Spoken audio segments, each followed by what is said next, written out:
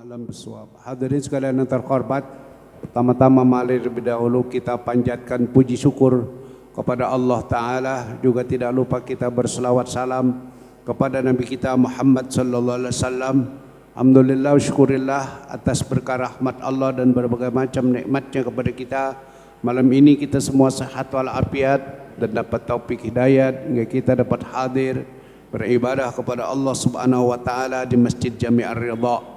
Mudah-mudahan semua yang kita lakukan di sini dari awal sampai akhir menjadi ibadah yang diterima oleh Allah Subhanahu wa taala, yang insyaallah akan menyebabkan kita dan keluarga kita dapat rahmat Allah, dapat ampunan Allah, mudah-mudahan dapat ridha Allah dan syafaat Nabi kita Muhammad sallallahu alaihi wasallam. Amin ya rabbal alamin. Hadirin sekalian yang terhormat, kita teruskan pelajaran kita dari kitab Irsyadul Ibad, masih dalam bahasan perintah kepada kita untuk memperbanyak zikir, utamanya memperbanyak zikir yang paling utama, yaitu zikir yang paling utama ada membaca la ilaha illallah. Bagaimana orang yang membaca la ilaha illallah itu? Ini kita akan lanjutkan keterangannya tentang itu. Qala Syekhul Musannif, Allahumma salli ala Sayyidina Muhammadin wa ala ali Sayyidina Muhammad. Wa ruwiya an Ibni Abbasin qala, dan diriwayatkan daripada sahabat Nabi yang bernama Ibnu Abbas atau Sayyidina Abdullah bin Abbas, dia berkata, ini perkataan Sayyidina Abdullah bin Abbas. Sayyidina Abdullah bin Abbas adalah paman Nabi, dan dia adalah termasuk orang yang didoakan oleh Nabi untuk bisa mentakwil daripada Al-Quran atau mentafsir daripada Al-Quran. Oleh karena itu tafsir Quran selalu ada qala Ibnu Abbas, qala Ibnu Abbas. Kali ini dia akan mentafsir daripada orang yang membaca kalimat la ilaha illallah. Diriwayatkan daripada Sayyidina Abdullah bin Abbas, dia berkata, al-lailu wan naharu arba'un wa ishruna sa'atan. Al-lailu wan naharu, malam dan siang, arba'un wa ishruna sa'atan, itu ada 24 jam. Wa hurufu la ilaha illallah Muhammadur Rasulullah arba'atun wa ishruna harfan, dan huruf-huruf la ilaha illallah Muhammadur Rasulullah itu kalau dihitung dari la ilaha illallah Muhammadur Rasulullah, hurufnya dari situ dihitung adalah arba'atun wa ishruna harfan, ada 24 huruf. Itu hikmahnya apa? Dikatakan oleh Sayyidina Abdullah bin Abbas, paman qala la ilaha illallah Muhammadur Rasulullah kaffara kulla harfin dunuba sa'atin. Maka barang siapa yang membaca la ilaha illallah Muhammadur Rasulullah, itu adalah dapat mengampuni huruf-huruf itu dari Allah Subhanahu wa taala, menggugurkan tiap-tiap satu hurufnya adalah dosa 1 jam. Kalau sehari 1 malam 24 jam, hurufnya la ilaha illallah Muhammadur Rasulullah 24 huruf, dosa sehari semalam itu kalau kita melek aja bikin dosa sampai 24 jam. Itu dengan sebab membaca la ilaha illallah Muhammadur Rasulullah, semuanya digugurkan oleh Allah Subhanahu wa taala, diampuni oleh Allah Subhanahu wa taala. Wala yabqa alaihi dzambun idza qalaha fi kulli yaumin marratan. Maka tidaklah tinggal atasnya satu dosa pun kalau dia membacanya dalam tiap-tiap hari 1 kali saja dia baca. Sehari dia baca sekali saja, itu adalah dia sudah dapat ampunan 24 jam. Kalau dia baca dalam sehari ada la ilaha illallah Muhammadur Rasulullah. Fakaifa biman yukthiru min qauli la ilaha illallah. Maka bagaimana pahala daripada orang yang memperbanyak membaca kalimat la ilaha illallah, wa yaj'aluha syughlahu, dan menjadikannya sebagai kesibukannya atau perbuatannya. Ikhwani, wahai saudaraku, in kuntum ma'asina, kalau kamu itu masih suka berbuat maksiat, faqulu la ilaha illallah, maka bacalah la ilaha illallah. Fa innaha tukaffirud dzunuba wal isyan, karena bacaan la ilaha illallah Muhammadur Rasulullah itu akan menggugurkan dosa-dosa dan kemaksiatan-kemaksiatan. Itu kalau yang maksiat dipesan begitu. Wa in kuntum ta'iina, dan jika kamu orang yang alhamdulillah sudah taat kepada Allah, sudah menjauhi daripada perbuatan maksiat, bahkan sudah tidak maksiat dalam sehari semalam, enggak ada maksiatnya kau diperiksa. Fajaddidu imanakum, maka perbaru iman kamu, perbaru iman kamu, biqauli la ilaha illallah, dengan membaca la ilaha illallah. Fa innaha tujaddidul imana, maka bahwasanya membaca la ilaha illallah itu akan memperbarui iman. Karena iman kita suka rusak. Minum obat kita rusak, kita berobat juga rusak. Kita berobat ke dokter kata, lalu udah sembuh, siapa yang itu yang sembuhin? Nah itu dokter itu, gua disembuhin sama dia. Nah, itu sama dukun itu atau bapak itu disembuhin sama dia. Padahal yang jemuhin Allah subhanahu wa ta'ala. Kagak musyrik tapi rusak datu iman. Bahkan kata Syekh Syafi'i Hadzaimi, minum bodrek aja rusak iman. Kalau dia katakan, waduh berkat bodrek nih gua jadi enak sekarang, kepala gua kagak pusing. Orang pakai batu cincin bisa rusak iman. Dengan sebab, dia kata bukan dengan sebab, batu cincin ini bikin gua jadi tenang, bikin gua jadi berhasil. Tapi bukan Allah yang bikin dia tenang, dan bukan Allah yang bikin dia berhasil. Batu cincin. Bukan Allah yang bikin nyembuhin dia penyakit sakitnya, bodrek dia katakan. Itu rusak kita punya iman. Nah, rusak iman yang seperti itu bisa akan bagus lagi dengan kita membaca la ilaha illallah Muhammadur Rasulullah. Jadi kalau kita umpamanya orang yang udah taat, perbarui kita punya iman dengan bacaan la ilaha illallah. Kalau kita masih orang yang masih suka sekalipun jarang-jarang masih suka maksiat, maka akan diampuni dosa dan diampuni kemaksiatan dengan membaca la ilaha illallah. Fa innaha tujaddidul imana, maka bahwasanya kalimat la ilaha illallah itu akan memperbaru iman. Wa tuwarrithul amna wal amana, dan akan mewariskan kesentosaan dan keamanan, wal afwa wal ghufrana, dan kemaafan dan ampunan.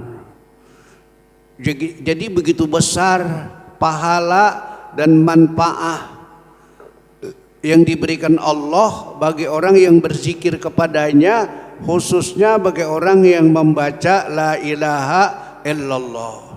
Kalau itu perkataan Sayyidina Abdullah bin Abbas, pantas ada sabda Nabi kita Muhammad sallallahu alaihi wasallam. Beliau bersabda, man kana akhiru kalamihi la ilaha illallah dakhala jannah.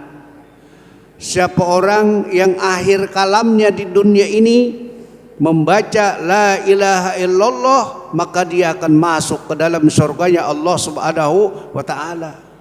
Lah itu orang kagak bener kan, suka sembahyang, suka maksiat, suka segala macam.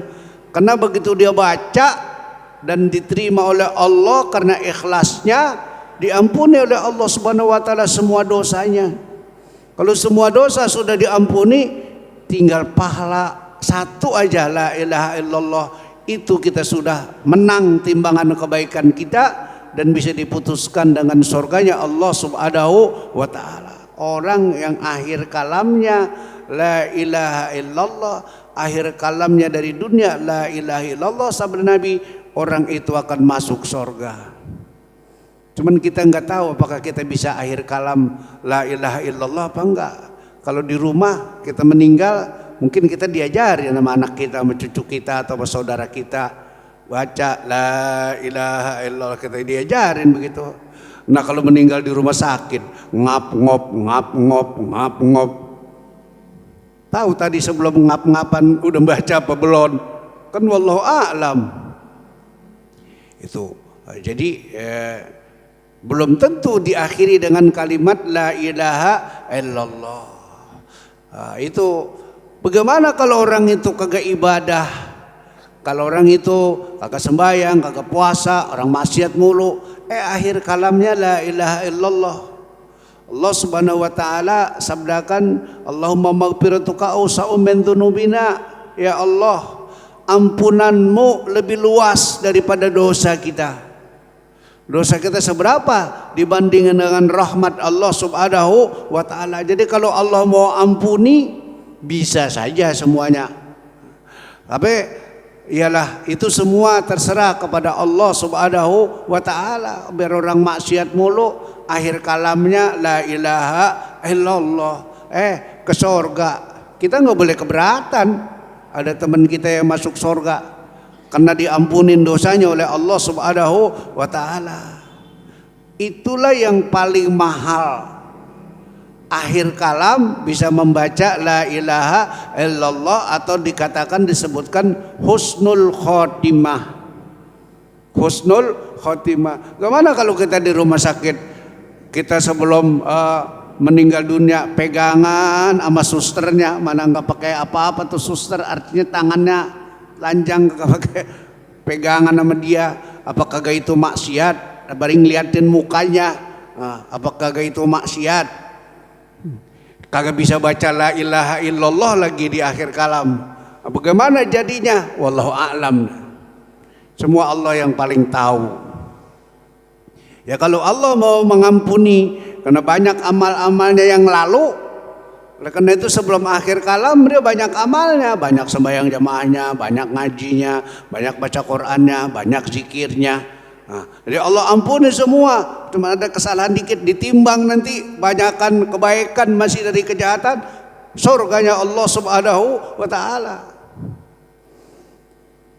Jadi akhir kalam itu sangat penting dengan kita ialah membaca la ilaha illallah. Oleh karena itu orang semua mengharapkan ya Allah biha ya Allah biha ya Allah bihusnil khatimah, mengharapkan husnul khatimah, mengharapkan akhir kalam bisa membaca la ilaha illallah. Itu sesuai dengan hadis Nabi, sesuai juga dengan tafsiran Sayyidina Abdullah bin Abbas daripada keutamaan membaca la ilaha illallah. Hadirin sekalian yang terhormat, kemudian lanjutan ialah selain daripada kalimat zikir yang paling utama yang sering-sering kita mesti baca lagi, kita seringin baca adalah yang namanya istighfar. Kalau la ilaha illallah itu kan namanya zikir. Nah kalau ini istighfar. Wa akhrajal Baghawi, dan hadis dikeluarkan oleh Imam Baghawi. Nabi kita Muhammad sallallahu alaihi wasallam bersabda, istaghfiru rabbakum. Nabi sabdakan, beristighfarlah kamu kepada Tuhan kamu, banyakin istighfar. Inni astaghfirullah wa atubu ilaihi kulla yaumin mi'ata marratin. Sesungguhnya aku, sabda Nabi, beristighfar kepada Allah dan bertobat kepadanya kulla yaumin mi'ata marratin, tiap-tiap hari 100 kali. Nabi dosanya sudah diampuni semuanya oleh Allah, tapi dia masih istighfar sehari semalam adalah 100 kali. Dia nyontohin sama kita umat. Kalau dia aja yang udah kagak punya dosa masih istighfarnya 100, kalau kita masih suka berbuat dosa kok kagak istighfar. Karena itu ada ialah para ulama yang biasa mengamalkan sebelum sembahyang subuh dia istighfar 100. Subhanallah bihamdihi subhanallahil azim astagfirullah. Tasbih 100 sampai subuh. Subhanallah bihamdihi subhanallahil azim astagfirullah. Subhanallah bihamdihi subhanallahil azim astagfirullah 100 kali. Setelah itu baru sholat subuh. Itu istighfar sebelum sholat subuh dia baca 100. Karena Nabi sabdakan dia istighfar sehari semalam 100. Kalau kita istighfar habis sholat 3 kali, astagfirullahaladzim, astagfirullah 3 kali, udah. Kalau sholat kita ada 5 kali, ya 5 kali 3, 15. Sholat sunnah kalau sholat sunnahnya itu ada 9 kali. Karena tiap sholat ada qobliyah ba'diyah, qobliyah ba'diyah, qobliyah ba'diyah. Nah, mungkin ada sholat yang nggak ada ba'diyahnya kayak sholat subuh atau kayak sholat asar. Nah, tambah lagi dengan kita sholat sunnah, tambah lagi dengan sholat duha, tambah lagi dengan sholat tahajud. Semua kalau dihitung baru berapa tuh istighfar. Nabi istighfar dalam sehari semalam 100 kali. Dia nyontoin kepada kita. Waduh kagak bisa kalau ngikutin Nabi sampai 100. Ya orang ngikutin kagak bisa 100 apa 90 atau 80 nilainya kan masih lumayan. Beliau sih dapat 100 namanya Nabi. Kalau kita kan bukan Nabi. Bisa ngikutin begitu alhamdulillah. Kagak bisa bro, kalau saya 70 aja dah. 70 juga udah bagus. 70. Jadi hadis yang dikeluarkan oleh Imam Bukhari, sabda Nabi kita Muhammad sallallahu alaihi wasallam, beristighfarlah kamu kepada Tuhan kamu karena aku beristighfar kepada Allah dan bertaubat kepada Allah tiap-tiap hari 100 kali. Wa Muslimun, dan hadis yang dikeluarkan oleh Imam Muslim, likulli da'in dawaun, bagi tiap-tiap penyakit itu ada obatnya. Wa dawa'udz dzunub al-istighfar, dan obatnya dosa. Kalau kita berdosa itu, dosa itu bisa jadi penyakit, bisa penyakit dunia sampai ke akhirat. Dawa'udz dzunub, obat daripada perbuatan dosa supaya bersih, supaya sembuh adalah istighfar.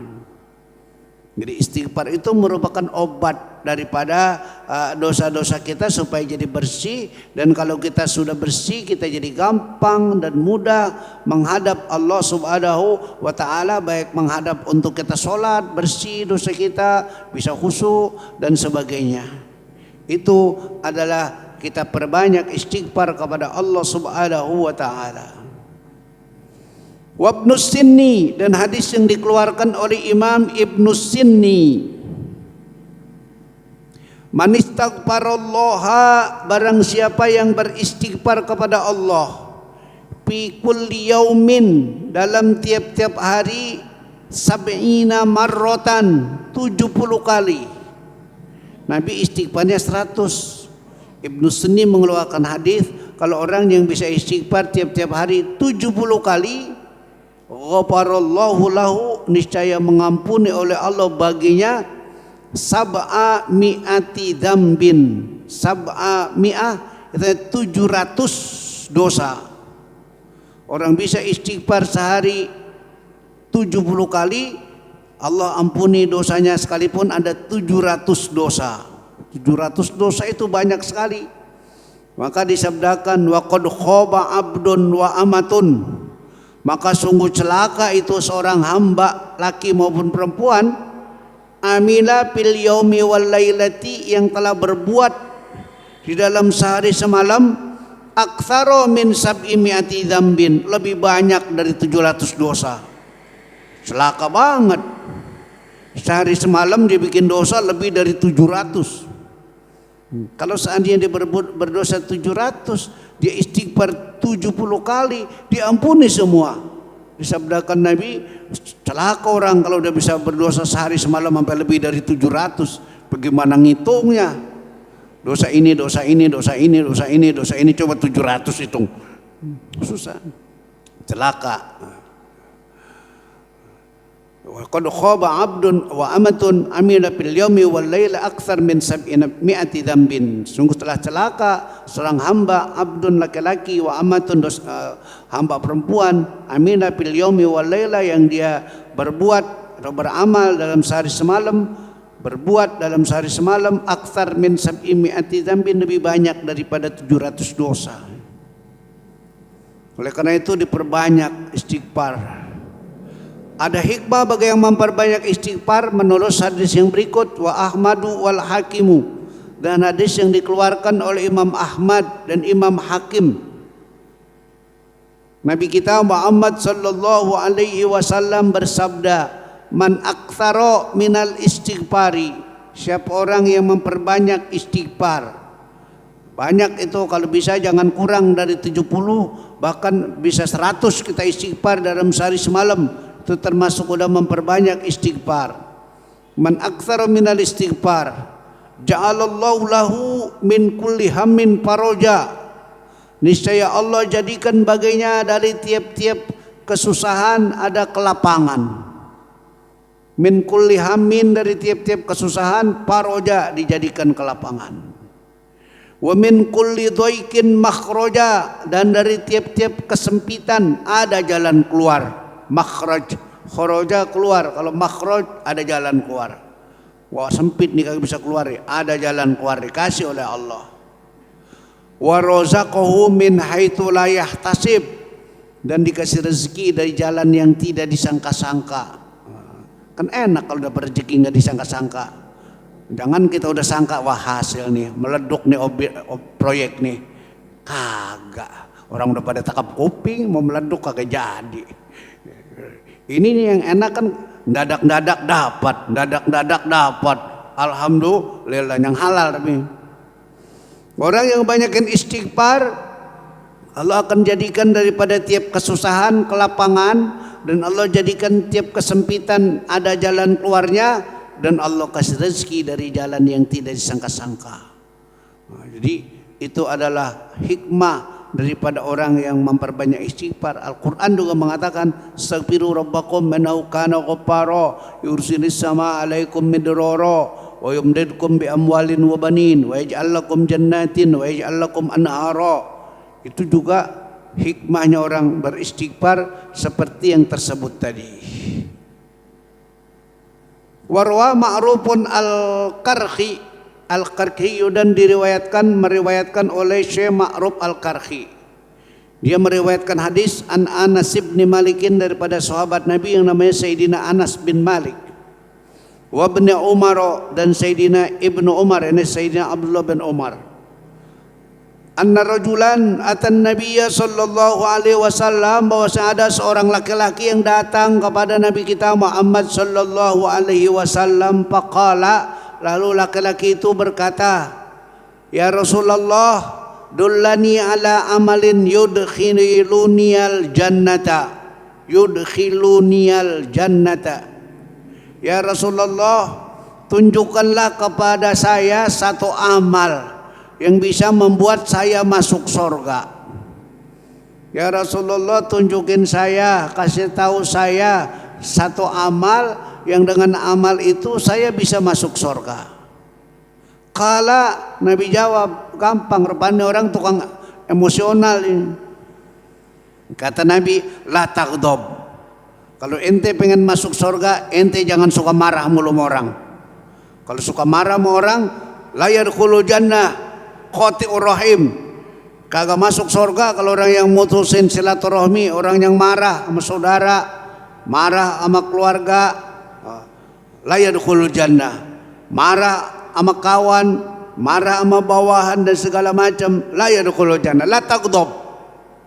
Kalau pengen masuk surga jangan marah. Wah, dijawab, qala fa inni la utiku dzalik. Fa inni la utiku dzalik. Dia katakan, dia berkata, fa inni la utiku dzalik, saya tidak bisa itu. Marah nggak bisa saya tahan. Pengen marah aja masih. Bahkan masih banyak yang dia marahin dan belum baik. Dalam hadis Nabi kan dikatakan marah itu pendidikan. Orang kalau kagak pernah dimarahin, dia enak aja. Tapi kalau memang dia salah dimarahin, ada orang yang udah ngerti aja, begitu dimarahin dia takut dimarahin, kagak jadi dia mau berbuat jahat. Tapi ada orang yang dimarahin kagak ngerti-ngerti, tetap aja begitu. Biar udah dimarahin juga. Nah kalau udah seperti itu jangan diterusin marahnya. Kayak marah, kalau mau marah jangan lebih dari 3 hari. Kalau 3 hari berarti wah ini cara marah nih, mendidiknya dengan cara marah. Udah dimarahin 3 hari masih gitu-gitu juga. Berubah cara yang lain, baik-baikin. Karena bisa orang dibaik-baikin jadi baik, dimarah-marahin jadi marah. Kalau dibaik-baikin jadi baik, kalau dimarah-marahin jadi kagak beres, jadi kagak baik. Jadi orang itu jawab langsung kepada Nabi kita Muhammad sallallahu alaihi wasallam, saya kagak bisa kalau kagak marah. Qala, dikasih petunjuk lagi oleh Nabi, kalau kamu ialah belum bisa ninggalkan marah 100%, qala fastaghfirillah azza wa jalla kulla yaumin ba'da salatil asr 70 marrah. Maka kalau begitu kamu beristighfar, minta ampun nama Allah azza wa jalla tiap-tiap hari sesudah sholat asar 70 marrah, 70 kali tiap hari itu. Habis sholat asar tuh banyak waktu minta ampun nama Allah, baca istighfar astagfirullahaladzim, astagfirullahaladzim, astagfirullahaladzim 70 kali badal asar. Kalau kamu istighfar itu 70 kali, maka dosa-dosa marahmu itu diampunin Allah. Yaghfirullahu laka dzunuba sab'ina aman. Kalau kamu beristighfarnya ba'da salat asar 70 kali, yaghfirullahu laka dzunuba sab'ina aman, niscaya mengampuni Allah bagi kamu dosa 70 tahun. Bukan dosa sehari-hari itu aja, tapi dosa 70 tahun diampuni oleh Allah Subhanahu wa taala kalau kamu melazimkan itu. Qala, dia nanya lagi, fa illam tati alayya dzunubu sab'ina, kalau saya tidak berbuat dosa sampai 70, kalau dosanya kagak ada itu 70 kagak ada bagaimana? Qala yaghfiru atau yughfaru li aqribika. Nabi jawab, kalau kamu kagak punya dosa sampai 70 akan diampuni kerabat-kerabat kamu.